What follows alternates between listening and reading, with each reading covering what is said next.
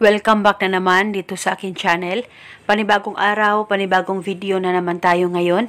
May ibabahagi na naman ako sa inyo ngayon na ritual. Ito'y simpleng gabay at simpleng pamamaraan.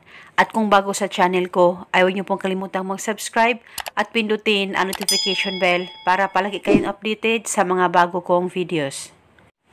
Nararamdaman mo ba na siya ay nawawalan ng gana sa'yo?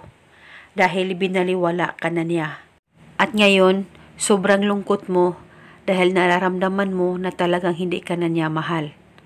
Gusto mo ba na manumbalik ang nararamdaman at pagmamahal niya sa iyo sa pamamagitan lamang ng larawan niya upang siya ay magagayuma? Kaya gawin mo lamang itong ritual na ibabahagi ko sa inyo ngayon. Dapat kayo ay palaging naniniwala at dapat hindi kayo nagdududa o nagdadalawang isip na gawin ito. Ang gagawin mo lamang, kunin mo ang larawan niya, actual photo niya, o di kaya yung cellphone mo na may larawan niya. Ang gamitin mo sa ritual kung wala kayong actual photo niya.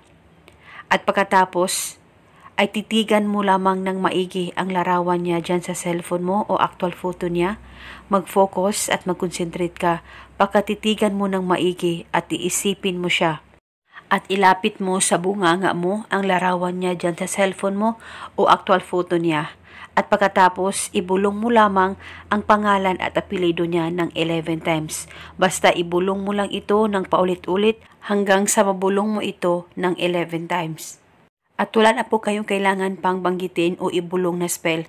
Basta ibulong mo lamang ng paulit-ulit ang pangalan at apelido niya. At dapat alam mo ang kanyang tunay na pangalan. At pagkatapos mo nang mabulong ito, halikan mo lamang ng isang beses ang larawan niya dyan sa cellphone mo o actual photo niya na ginamit mo sa ritual. At ang ritual na ito ay pwede mo ito gawin sa kahit na anong araw o oras na gusto mo. At gawin itong ritual isang beses sa isang araw kahit sa anong oras na gusto mo.